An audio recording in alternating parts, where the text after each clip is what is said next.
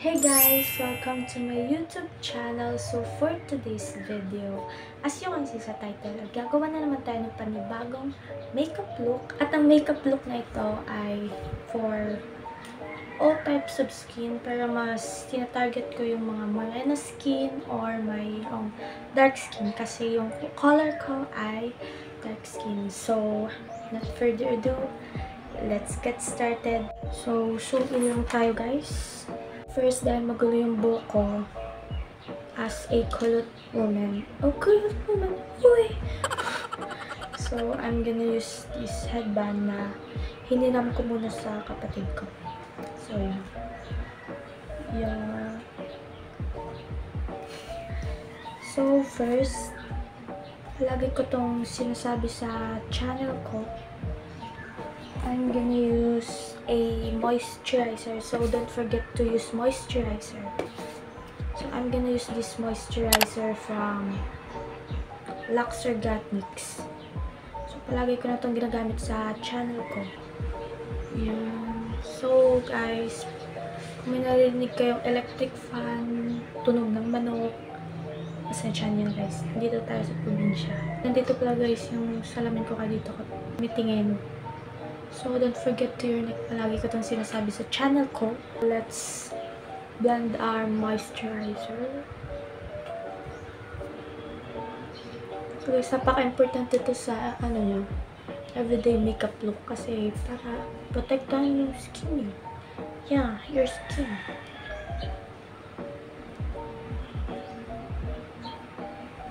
Pasensya niyo na ngayon yung face ko kasi may mga, pimples. Ewan ko, nagkaroon lang ako guys ng breakout? Uy!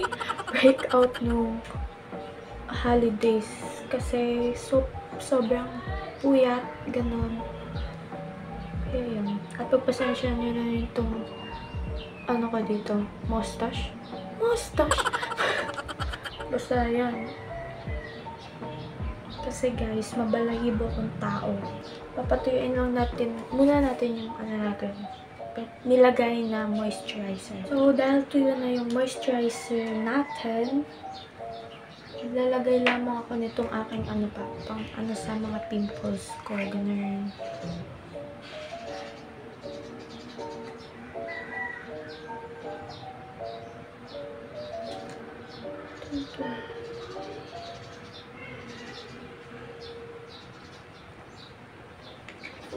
I'm done putting that.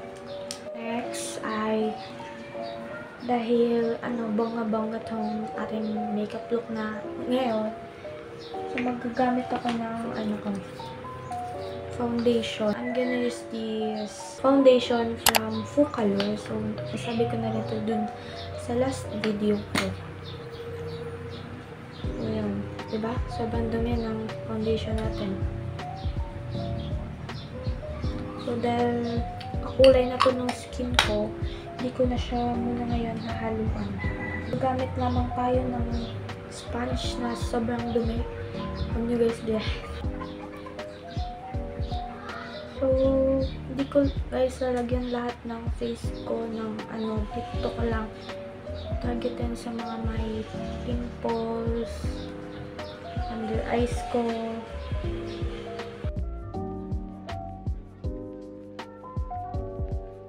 Para matakpan lang guys yung mga natin.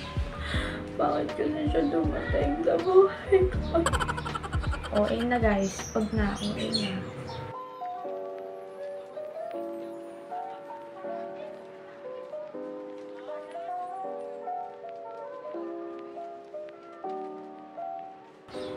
Bakit talaga nito guys?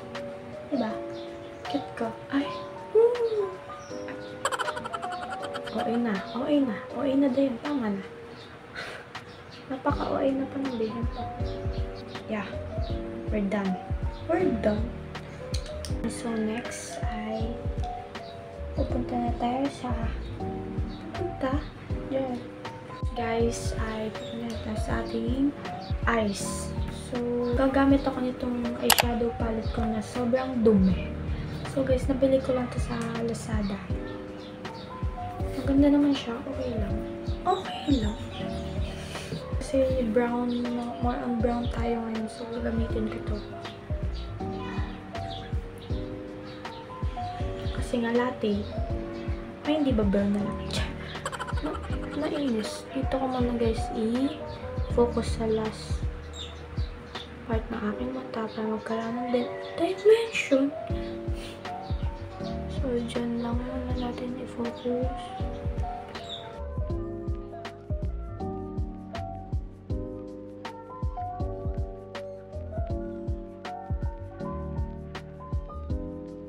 So guys, wala pala ako ngayong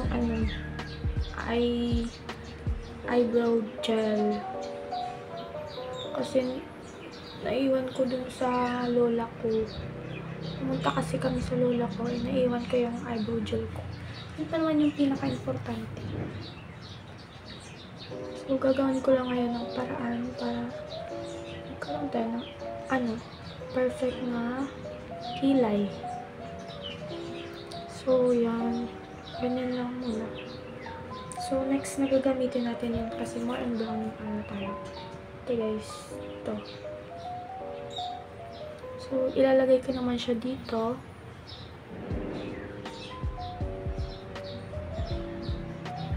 Yan.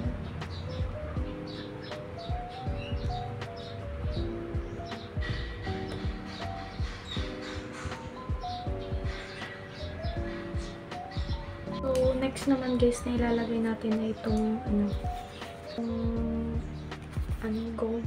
Basta ganun. So, lalagay ko lang siya dito sa may inner para magkaroon ng kintag-kintag yung kita natin. Ito.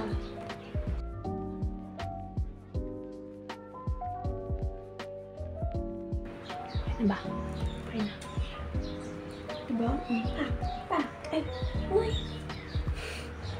So, after that, magka-curl ako ng lashes ko.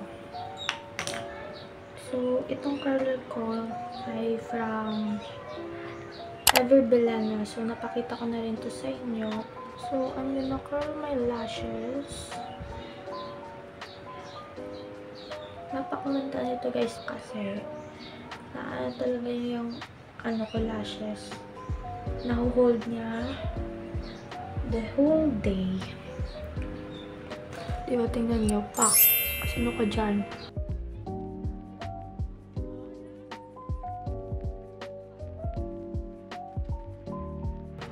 Medyo naiiyak-iyak lang ko kasi iniwan niya ako.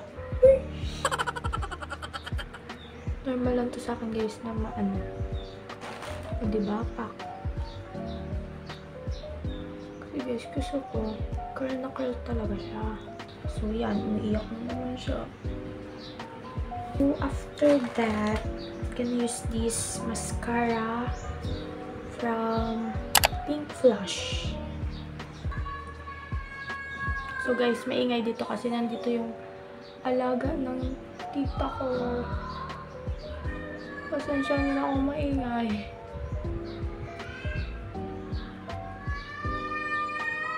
So guys, napagkaganda din itong mascara na to kasi talaga yung lashes ko like that, diba? At ang gusto ko pa dito guys kasi hindi siya yung mascara na katulad ng iba na parang ito siya guys, natural lang. Tingnan nyo. Parang mahaba lang na pilik mata. Yung iba guys, hindi nila gusto nilagyan dito. Pero gusto ko kasi parang mas na-emphasize na yung mata ko pag nilalagyan ko dito sa baba.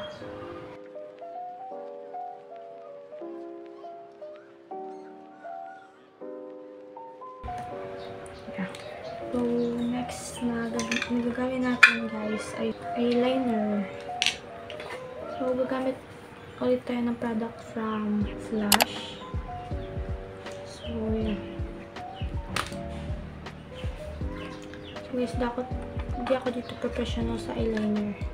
Kaya gagamit ako ng salamin na isa.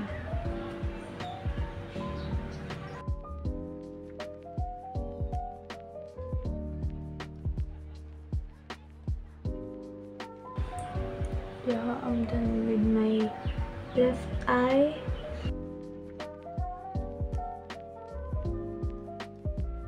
So yun, hindi sila pantay, pero okay na yan. Tapos may ano tayo, meow meow, meow meow. Guys, ay nilinisan ko lang dito yung part ng ano, eyeshadow.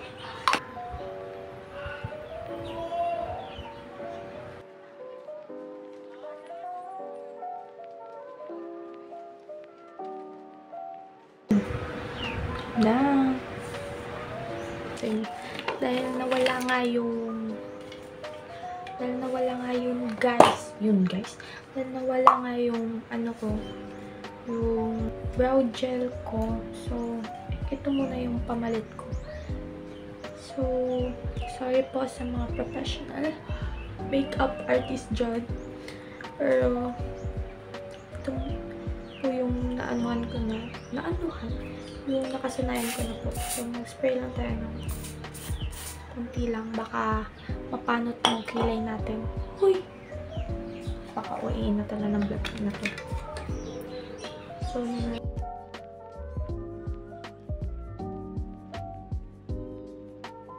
diba sabi ko sa inyo, effective siya.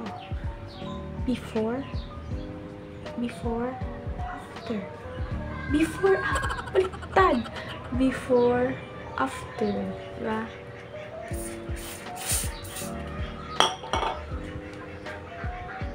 So, next naman. Di pa pala ako guys, nakapaglinis ng kilay. Natamad ang person. Oh, ba? 10. Pasensya nyo na guys kung minsan nag-iiba yung light, lumiliwanag. Ano, ganun. Ewan ko. Ay guys, may nakalimutan pala ako. Nalimutan ko nalagyan yung ano ko ng lip oil. So, nabili ko lang to guys sa Lazada. Maganda siya guys kasi napipink talaga yung lips ko. Tingnan nyo. Diba?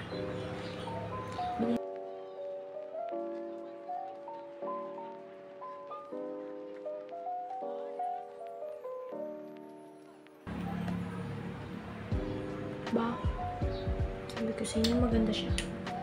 So, after eyeliner, eyebrows, magkukontour na tayo ng mukha natin, guys.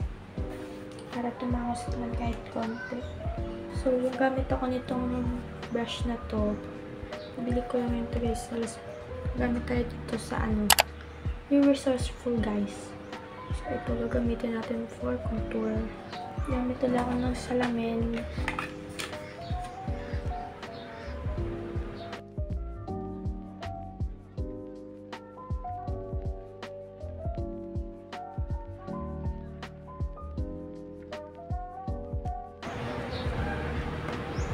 Yan.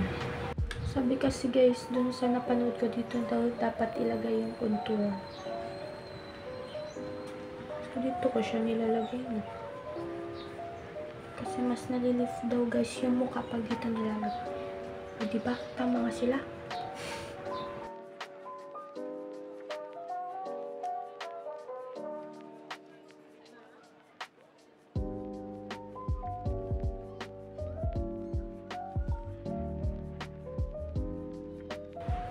Pak, sino ka dyan? So, dito naman sa forehead natin. So, guys, dito pala sa forehead. Sinusundan ko lang yung natural na mukha na basta yun dito. Kunwari, may shadow kayo dito. Sinusundan ko lang yung shadow ng face ko. Para natural pa rin yung contour natin. Kahit na makeup lang siya.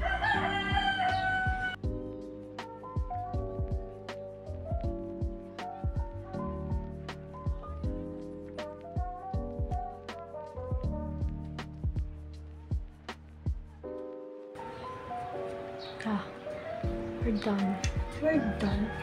Ang nating makeup look to. So, ang blush natin ngayon ay hindi mga pink, ganun. So, more on brown tayo ngayon.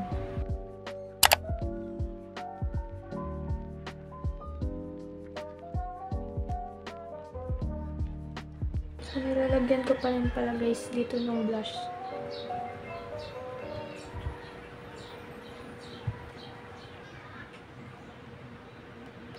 Sino ka dyan? So, next naman na gagawin natin para maging glowing na yung mukha natin.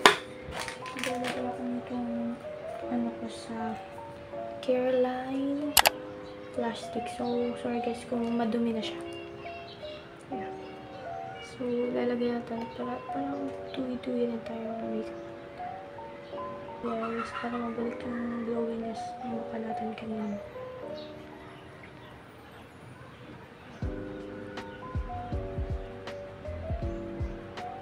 So, lalagay ulit natin ng ganito.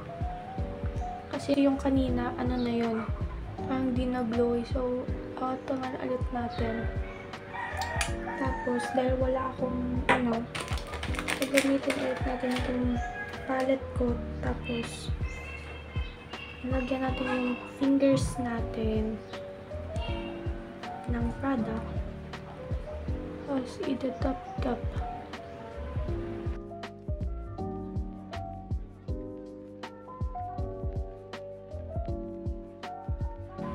Diba?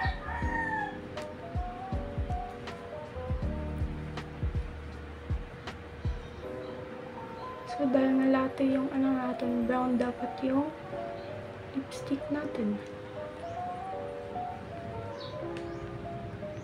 I-achieve it, guys. So, ikalat lang natin ng maigi para sino ko dyan. So, lalagyan ko lang nung light shade dito sa inner heart. So, ang ginamit ko lang pala guys, ito, tapos ito. Magkaroon tayo ng lips na ganito.